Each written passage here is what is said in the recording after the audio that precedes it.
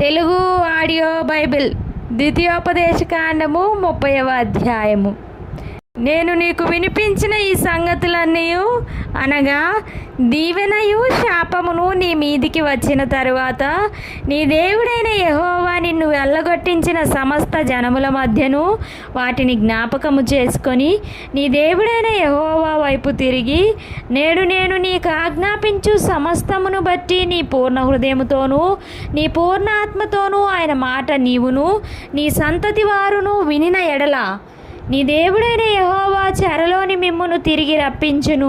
ఆయన మిమ్మును కరుణించి నీ దేవుడైన యెహోవా ఏ ప్రజలలోనికి మిమ్మును చెదరగొట్టెనో వారిలో నుండి తాను మిమ్మును సమకూర్చి రప్పించును. మీలోనెవరైనా ఆకాశ దిగంతములకు వెళ్ళగొట్టబడినను అక్కడ నుండి నీ దేవుడైన యెహోవా మిమ్మును సమకూర్చి అక్కడ నుండి రప్పించును. నీ పితరులకు స్వాధీనపరిచిన దేశమున నీ దేవుడైన యెహోవా నిన్ను చేర్చును. నీవు దాన్ని స్వాధీనపరచుకొందువు. ఆయన నీకు మేలు చేసి నీ పితరుల కంటే నిన్ను విస్తరింపచేయును. మరియు నీవు బ్రతుకుటకై నీ పూర్ణ హృదయముతోనూ నీ పూర్ణ ఆత్మతోనూ నీ దేవుడైన యెహోవాను ప్రేమించునట్లు నీ దేవుడైన యెహోవా తనకు లోబడుటకు నీ హృదయమునకును నీ సంతతి వారి హృదయమునకును సున్నతి చేయును.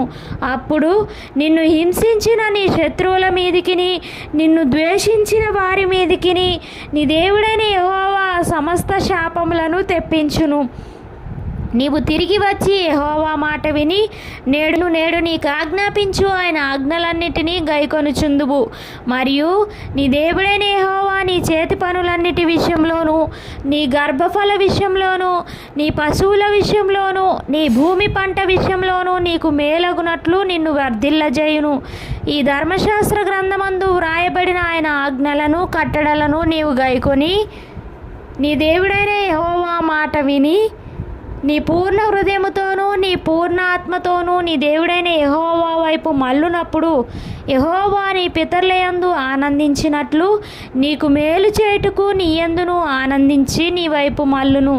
నేడు నేను నీకు ఆజ్ఞాపించు ఈ ధర్మమును గ్రహించుట నీకు కఠినమైనది కాదు, దూరమైనది కాదు. మనము దానిని విని గైకొన్నట్లు ఎవడు ఆకాశమునకు ఎక్కిపోయి మన యొద్దకు దాన్ని తెచ్చును అని నీవు అనుకొనుటకు అది ఆకాశమందు ఉండునది కాదు.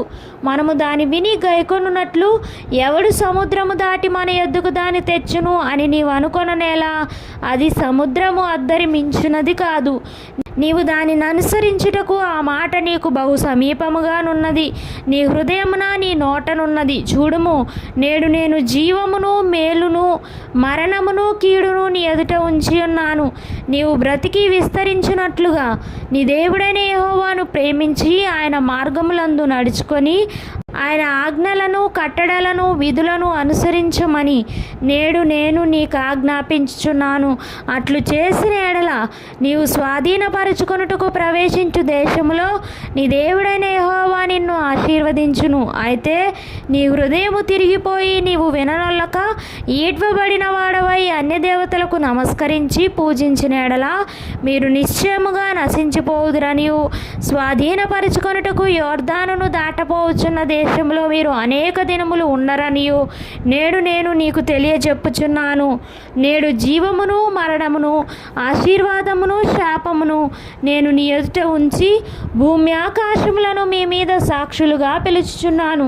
నీ పితరులైన అబ్రహాము ఇస్సాకు యాకోబులకు ఆయన ప్రమాణం చేసిన దేశంలో మీరు నివసించినట్లు యెహోవాయే నీ ప్రాణమునకును నీ దీర్ఘాయుష్కును మూలమయున్నాడు. కాబట్టి నీవును నీ సంతానమును బ్రతుకుచు నీ ప్రాణమునకు మూలమైన నీ దేవుడైన యెహోవాను ప్రేమించి ఆయన వాక్యమును విని ఆయనను హత్తుకొన్నట్లును జీవమును కోరుకొనుడి.